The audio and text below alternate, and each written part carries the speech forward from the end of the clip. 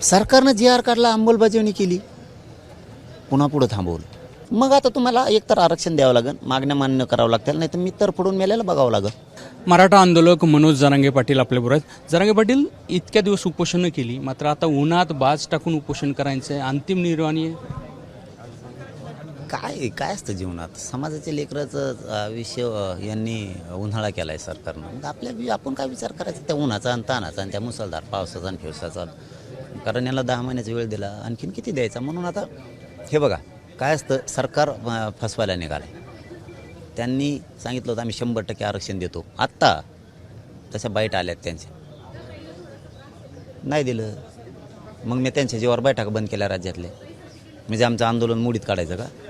माझा समाज लाखो समाज अंतरवलीत आला असतं. मी बैठका रद्द केल्या, सरकार देतो म्हणलं. मराठ्यांनी विश्वास ठेवला त्यांच्यावरती, नाही दिलं. तसं नाही. मग आता पर्याय काय? मी बैठका बंद केल्या राज्यातल्या, यांच्यावर भरोसा ठेवून. मग बैठका बंद केल्यानं आता मग आंदोलन कसं यशस्वी करायचं? मग मला माझा जीव पणाला लावावा लागतो आहे. आता मला माझा जीव पणाला लावावा लागतो आहे आणि मी तरफडून मारायला तयार आहे. सरकारने आरक्षण द्यावं, नसतं मग आम्ही तरफडून मारताना बघावं. प्रसाद लाड आले होते, आता आज त्यांची प्रतिक्रिया येते की उद्या उपसमितीचे अध्यक्ष असतील, विखे पाटील असतील, ते दोघंजण तुम्हाला भेटायला. मग त्यांच्यावर चर्चाच होणार नाही का? काही तोडगा निघू शकेल याच्यात? काय माहीत, आता उद्याचं उद्या कळत. पण मी काय नाही म्हणत नाही ना चर्चेला, मी त्यांना दोष देत नाही. लाडांना दोष देऊन काय उपयोग? करणारा नीट नाही ना हो, त्यांना दोष देऊन काय? मी आत्तापर्यंत दिला आहे का दोष त्यांना? त्या माणसाने प्रयत्न केले, ते माणूस म्हणे मी मराठ्यांचा प्रयत्न केले, नाही झालं. करणारा नाही, नीट नाही आहे ना पुढचा. त्यांच्या मनात तेवढं जरी वाटलं, मनात ओपन तर ते बोलू शकत नाहीत. सोमर्जीचे लोकच नाही येते, ते ओपन तर बोलू शकत नाहीत. मनात जरी म्हणले, मायला खरं आहे राव ते सांगते ते, पण आता समोरचा माणूस नाही करत, तरी बस झालं आमच्यासाठी. मुंबईच्या आंदोलनामध्ये तुम्ही जिंकलो रे म्हणून हाक दिली होती, त्यानंतर प्रतिसाद मिळाला नाही तुम्हाला विखेंचा? हे बघा, कुठलंही काम करताना जे 70 वर्षात तुम्हाला एखादं वावर घ्यायचं आहे, एकच एकर घ्यायचं आहे तुम्हाला, पण ते काही केल्यानं ते मिळत नव्हतं. तुमचे 70 वर्षात 3 पिढ्या गेल्या, म्हणजे आजोबापासून सुरू आहे तुमचं पंजोबापासून. पण वेळेप्रसंगी ज्यांची इच्छा होती ते एकर घ्यायची, मग त्यांच्या पंतोनाक वाण्या घेतलं, मग ते वावर घेतल्यामुळं जिंकलो रेच म्हणणार ना. जी आर निघाला 70-75 वर्षात निघतच नव्हता, मग जिंकलोच म्हणणार ना. सरकारनं जी आर काढला, अंमलबजावणी केली, पुन्हा पुढं थांबवलं. मग आता लढवता लागेल ना. त्यावेळेस जिंकलोच ना आपण. जे आर घेतला, जे आर निघतच नव्हता. म्हणजे आता उदाहरणार्थ वावर घेतलंय, बरोबर. आपण वावर घेतल्यावर ते पडक पाडलेलं आहे. आता थोडंफार नांगरट करावं तर लागेल ना. तर तुम्ही म्हणता जिंकलो म्हणला होता, मग आता पुन्हा काय उपोषण करतो? अरे वावर घेतल्यावर तू एकदा घेतल्यावर पुन्हा वावरातच जात नाही काय? मेल्यावर जातो काय? फार समाधच करायला तू समाधी तिथं. त्याच्यात मध्ये नांगरा लागन, येडवाकडे त्यातल्या गवत काढावं लागते, पीक लावावं लागन, फवारणी करावं लागन. यापूर्वीच्या याच उपोषणामुळे तुम्हाला काहीतरी मिळालं होतं, मग एवढी टोकाची भूमिका का? मला ना खोटं बोलायला खरं सांगतो, मला सहन नव्हतं. त्यांचा शब्द होता की नाही, शब्द, या शब्दाच्या पुढं दगा कधीच नाही आला पाहिजे. एकमेकाला शब्द दिले की पाळायचे. तुम्ही शब्द दिला ना, 100% करतो. आम्हाला भेटायला बोला, तुम्हाला आवडत्याच मंत्र्याला भेटायचं का? बोलिलं का नाही? केलं, करा 100% आता. मग तुमच्या शब्दावर मी बैठका रद्द केल्या राज्यातल्या, आमच्या तुफान बैठका सुरू झाल्या होत्या. मग आता माझ्या पुढं पर्यायच नाही राहिला. बैठका बंद केल्या तुमच्यामुळं.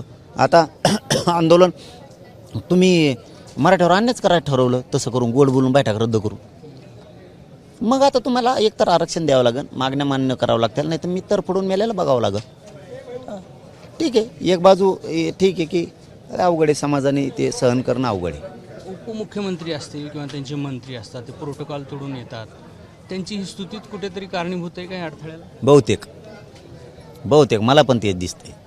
कारण काय, एखाद्याने आपल्याकडे एखादा माणूस असतो आणि आपण त्याने चांगलं काम केल्यावर म्हणतो लय बेस्ट काम केलं यार तो. मग आता तसंच असतं ना. आता ते काम करते, ते मराठ्याच्या समस्या जाणून घेते, ते शेतकऱ्याचं काय करतात घंट्या, काय करतात? काय केलंय तुम्ही? काय केलंय काय? धनगराचं वाटोळ करून टाकलं पुरं आरक्षणाचं. काय केलं? ज्या जाती बसत नाही त्या आरक्षणात घातल्या भाऊ, आणि ज्या मागा त्या त्यांना दिलं नाही. शेतकरी लाईट मागवतो त्याला लाईट नाही, डिझेल मागवतो त्याला डिझेल नाही, कर्जमाफी मागवतो कर्ज त्याला नाही, पीक विमा मागतोय शेतकरी ते नाही, जे मागते ते नाही. उलटं कामं सुरू, उलटे कामं सुरू. अरे ते करते तुम्ही जा.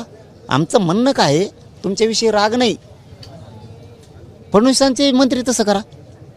काही करतात हां काही करतात, काही लय खतरनाक आहेत काम करायला, यायला सांगतात क्षणी. शिंदेचे सर्व करतात. अजितदादाचे शिंदेचे सगळेच डायरेक्ट प्रोटोकॉल तोडून कुठं जातात. हां तुम्ही करा ना, आमचं काय म्हणणं आहे वाईट.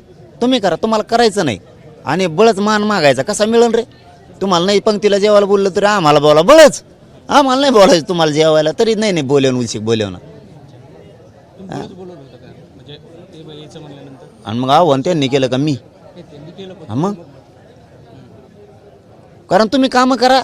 अरे आम्हीच येऊ तुमच्याकडं, आम्ही बळच बोलू तुम्हाला या म्हणून. तुम्हाला काम नाही करायचं, तुम्हाला फक्त अन्याय करायचा आहे मराठ्यावर, हल्ले करायचे आहेत मराठ्यांवर, रक्त सांडायचं आहे तुम्हाला मराठ्यांचं. हे तुमचे स्वप्न. पाटील मला आठवतं मागच्या उपोषणाला तुम्ही म्हणला होतात की शिंदे मुख्यमंत्री असले तरी त्यांच्या हातात काही नाही. आता तरी उपसमितीचं काय घंट्या हातात आहे? काय हातात आहे? काय मंत्र्याचं कोणच्या हातात आहे? काय हातात आहे सांगा बरं. मुंबईला तर तुमचं म्हणजे समाधान केलंच होतं ना काही. आणि पुढं बंद केलं ना सगळं. आमचं म्हणणंच ते आहे ना. मग किती स्तुती केली फडणवीस साहेबाची आम्ही, ते सरले का तुम्ही? फडणवीस साहेबाची स्तुती केली, विखेंची स्तुती केली की यांनी दिलं. आणि पुढचंही आयुष्य समाजाच्या लेकराचं हे कल्याणच करणार म्हणलोत ना. पण आता ॲडमिशन आहे जूनमध्ये, पोरांचं वाटलं होईल ना आमच्या. तुम्ही व्हॅलिडिटी प्रमाणपत्र थांबून धरले ना, बोलायचं नाही काय तुम्हाला? मग तुम्ही केलं म्हणलं केवढी स्तुती केली फडणवीस साहेबाची आम्ही, ती विसरले का? विखे पाटलांची केली. त्यांच्या एवढी करत नाही तुम्ही. आता त्यांची एवढी कर काय, त्यांची इतकी किती करावं? आता त्यांची कशी करतात मग? त्यांची करतात म्हणजे काय? त्यांची किती करतात? काम केल्यावर केलं म्हणतात एवढंच. असं थोडेच आहेत ते. म्हणजे तुमचे आणि त्यांचे लय संबंध आहेत काय? मग आपली बायको आहे ती काही सांगत येतो का आपले काय? अरे ते त्यांना मित्रत्व निभायचं कळतं, त्यांना मंत्र्याचा प्रोटोकॉल सोडून गोरगरिबांचे कामं करायचं कळतं. तुम्हाला कळून घ्यावा. तुम्ही नुसते आरोपच करता राहू, उठलं सुटलं की हाणता लोकांना, हल्ले करता. पण एक शेवटचा प्रश्न, प्रेसमध्ये म्हणलात की कुठे हल्ल्याचा प्रयत्न करू नये, का असं वाटतं? सवयच आहे ना, दुसरं काय. आझाद मैदानच्या पोराला हान, MPCच्या पुण्यातल्या बसलेल्या पोराला हान, शेतकरी परभणीच्या बसलेल्या हान, आंतरवालीत शांततेत बसलेल्या लोकांना हान, परत त्यांच्यावर 307चे गुन्हे दाखल कर. ही चाल. हां मराठी एवढी सोपी नाहीत. हां मराठीला सांगणं आहे माझं, तुम्ही फक्त शांततेत राहा, आंतरवालीत कोणी येऊ नका, प्रचंड ऊन आहे, आपले शेतीचे कामं करा सगळेजण. मी तुमच्या लेकरा बाळाच्या कल्याणासाठी लढायला तयार आहे. या रखरखत्या उन्हात मी कडक उन्हात बसतो, मला काय लाई व्हायची ते जीवाची हो द्या माझी, काय तारपड मारपडून मरू द्या. हां मी तुमच्या लेकरासाठी लढतो.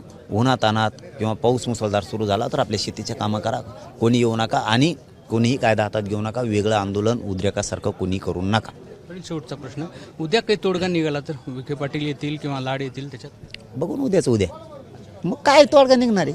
10 महिन्यात निघालं नाही, एका दिवसात काय निघणार कळत नाही आपल्याला. लाडांना आपण त्या दिवशी सांगितलं होतं 16 तारखेला, 23 तारखेपर्यंत करा, 22 तारखेपर्यंत करा. 22ला आल्यावर सांगितलं 28पर्यंत करा. हे काय चालच चांगला लागतो. त्यामुळं चालकानी एसटीत बसलेली शीटं खाली उतरून द्यायचं ठरवल्यावर काय करणार आहेत ते तरी? ते तारपाड मारपाड करतात. भाजपाचे आमदार, काही मंत्री, ही कुठंतरी तोडगा निघून गोरगरीब मराठ्यांच्या लेकराचं कल्याण व्हावं हे काम भाजपातले काही मंत्री आमदार करतात. यापूर्वीच्या चालकाला तुम्ही भरपूर वेळ दिला असं पण आहे. वेळ कुठं दिलाय? सारखे आंदोलन त्यांच्याच विरोधात होते. वाशीचं आंदोलन कोणाच्या विरोधात? त्यांच्यात. ईदलं आंदोलन त्यांच्याच विरोधात. राज्यभरात जेवढी उपोषण झाले त्यांच्याच विरोधात. अहो सळोखी पळ करून सोडलं होतं शिंदे साहेबाला. इतकं भयानक आंदोलन त्यांच्या विरोधात झालेत, त्यांच्याच विरोधात. ते म्हणते ठाकरेला बोला, त्यांना बोलतच नाहीत. तुम्हाला माहिती साष्ट पिंपळगावचं आंदोलन त्यांच्याच विरोधात होतं. शरद पवारांच्या विरोधात बोला, सत्यतच नाही तर त्यांच्या विरोधात बोला.